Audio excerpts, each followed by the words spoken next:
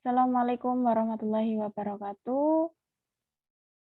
Perkenalkan, kami dari kelompok ganjil dengan anggota Intan Syahra Febiantika, Teresia Rima Oktaviana Khairul Latifah, Fitri Aryani, dan Deti Alawiyah akan mempresentasikan sedikit diskusi kami mengenai manfaat manajemen strategi dengan model skala usaha planning mode untuk tugas kelompok dari manajemen strategi yang diampu oleh Bapak dosen Yanwar Saksono, Program Manajemen Fakultas Ekonomi dan Bisnis Universitas Dana Badra Yogyakarta.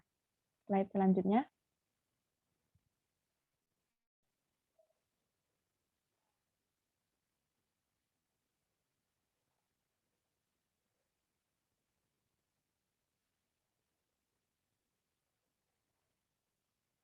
Yang pertama adalah manfaat manajemen strategi, yaitu menciptakan interaksi para manajer dalam semua level organisasi dapat digunakan sebagai alat koreksi secara timbal balik manakala perencanaan yang diajukan dianggap kurang realistis dan meningkatkan kemampuan perusahaan untuk mencegah terjadinya masalah. Slide selanjutnya.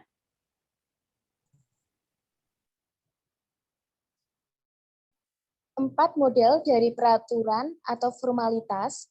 Yang pertama, entrepreneurial modes atau small firms, dikendalikan satu orang, produk yang dihasilkan terbatas, evaluasi strategi, bersifat informal, intuitif, dan terbatas. Yang kedua, planning modes atau most large firms, sistem perencanaan formal yang menyeluruh atau komprehensif pada seluruh lapisan perusahaan. Yang ketiga, adaptive mode atau most medium-sized firms, identifikasi dan evaluasi strategi terkait dengan strategi yang sedang diterapkan. Yang keempat, logical incrementalist, pendekatan perpaduan dari 2-3 mode. Slide selanjutnya. Planning modes atau most large firms. Model ini menitik beratkan pada analisa sistematis yang dilakukan berdasarkan analisa biaya dan keuntungan. Perencanaan strategi jangka panjang dibuat pada saat lingkungan berada dalam keadaan yang stabil. Tujuan dari perusahaan yang menganut model ini adalah efisiensi dan pertumbuhan.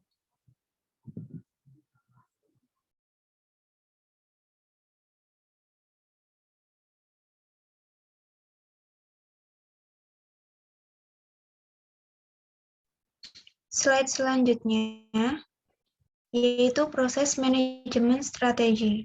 Manajemen strategi dimulai dari perumusan strategi, implementasi strategi, dan berakhir dengan melakukan evaluasi strategi. Hutchinson pada tahun 2005 berpendapat bahwa proses manajemen strategi dimulai dengan melakukan studi tentang lingkungan eksternal, lingkungan internal, mengidentifikasi peluang dan tantangan, serta menentukan bagaimana menggunakan kemampuan sumber daya, kompetensi inti untuk mengejar hasil yang diinginkan strategi. Slide selanjutnya. Penggunaan manajemen strategi dalam sektor usaha bermulai sekitar 60 tahun yang lalu. David pada tahun 2004, tahun 1960-an dan tahun 1970-an merupakan awal dari pengembangan konsep perencanaan strategi pada lembaga usaha. Berbagai perusahaan besar mempraktikkan hal tersebut, termasuk General Electric yang kemudian memopulerkan dalam bentuk penerbitan ilmiah.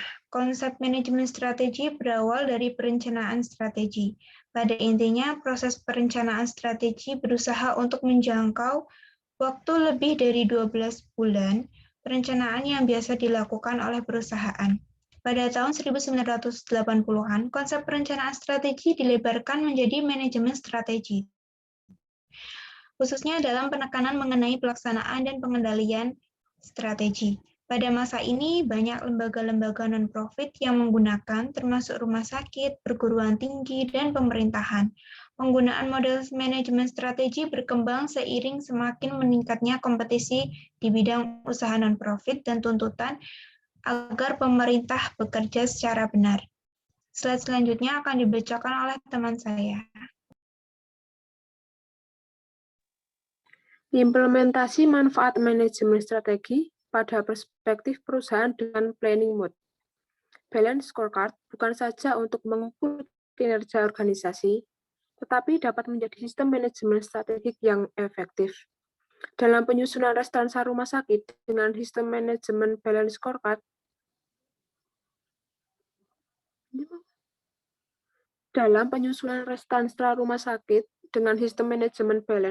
scorecard, maka sejak dari analisis lingkungan sudah dikaitkan dengan perspektif balance scorecard.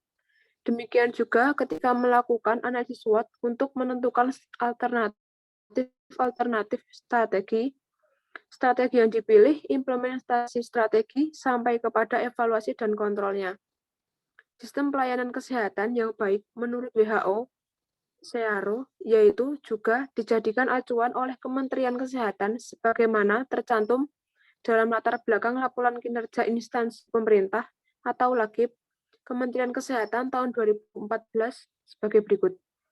Sistem kesehatan yang baik memberikan layanan berkualitas kepada semua orang, kapan dan di mana mereka membutuhkannya.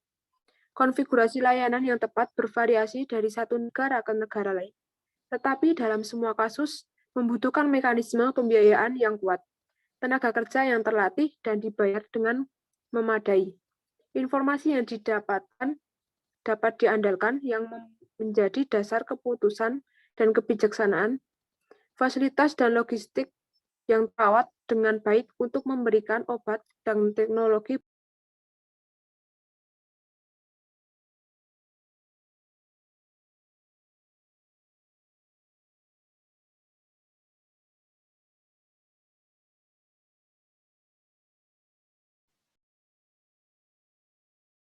Dalam implementasi strategi, diperlukan kebijakan pimpinan tentang strategik yang akan diimplementasikan, program kegiatan yang akan dilaksanakan, prosedur untuk melaksanakan kegiatan, personil atau tim atau unit yang akan melaksanakan, dan anggaran untuk melaksanakan program yang telah ditetapkan.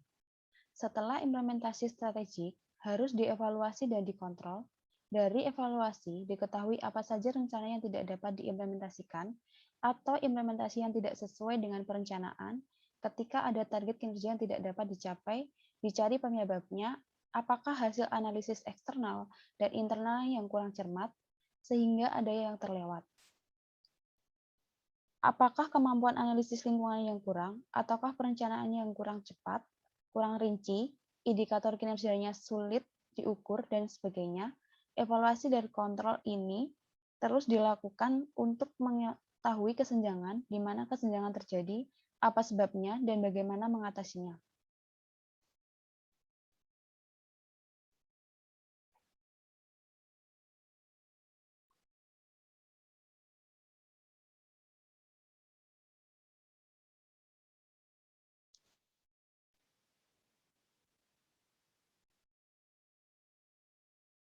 Presentasi kami mengambil dari 3 sumber.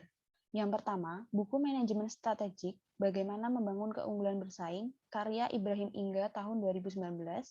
Yang kedua, buku manajemen strategik, karya Nur Hidayah tahun 2018. Dan yang ketiga, kami mengambil dari website Bina Nusantara.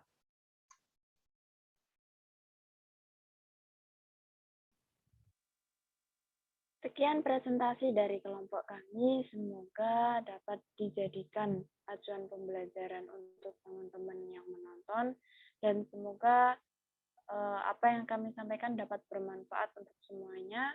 Terima kasih, mohon maaf apabila ada salah kata atau salah ucap.